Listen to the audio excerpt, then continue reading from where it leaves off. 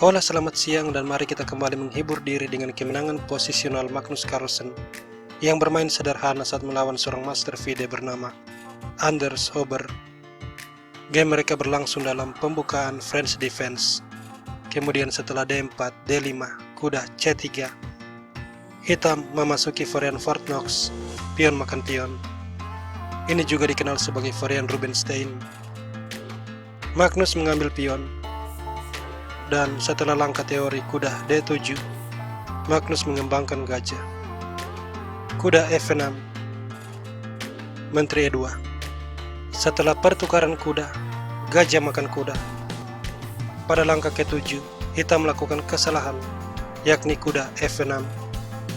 Ini mengizinkan serangan kombinasi yang memenangkan pion, yakni gajah makan pion, gajah makan, dan menteri skak. Menteri menutup skak, menteri makan gajah, unggul satu pion bersih. Hitam merespon menteri D5, mengadu menteri, dan karena sudah unggul pion, Magnus menerima. Pion makan, lalu gajah F4.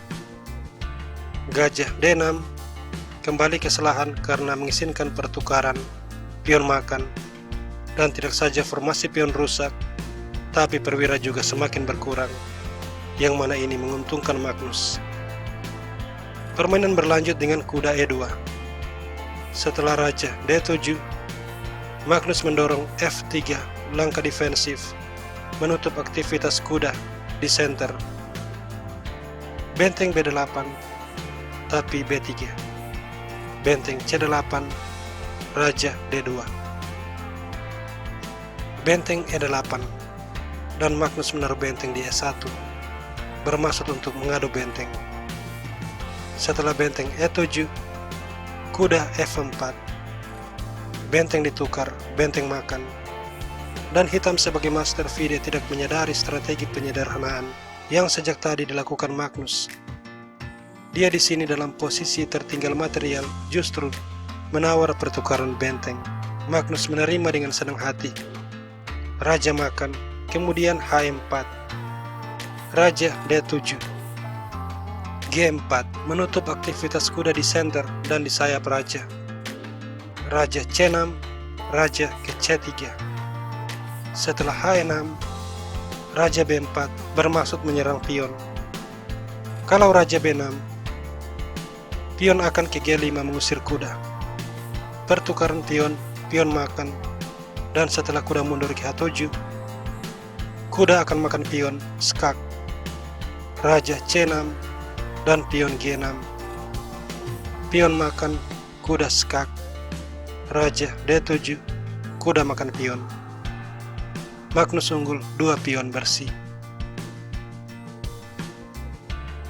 Oleh sebab itu, hitam mencoba kuda D7. Tapi setelah raja ke A5, dia langsung menyerah karena menyadari bahwa rajanya terikat menjaga pion. Sementara Raja Putih bersiap untuk menyerang pion. Dan hanya ada satu cara untuk menghentikan hal ini, yakni kuda B8. Tapi kemudian B4 mengancam untuk mengusir raja dan memenangkan pion D. Jika A6, pion A4 kembali memperbaharui ancaman, dan katakanlah sekarang G5 mengancam kuda dibalas pertukaran pion. Pion makan diikuti pion B5, pion makan, skak, raja B7, dan pion D hilang. Magnus kembali unggul 2 pion bersih.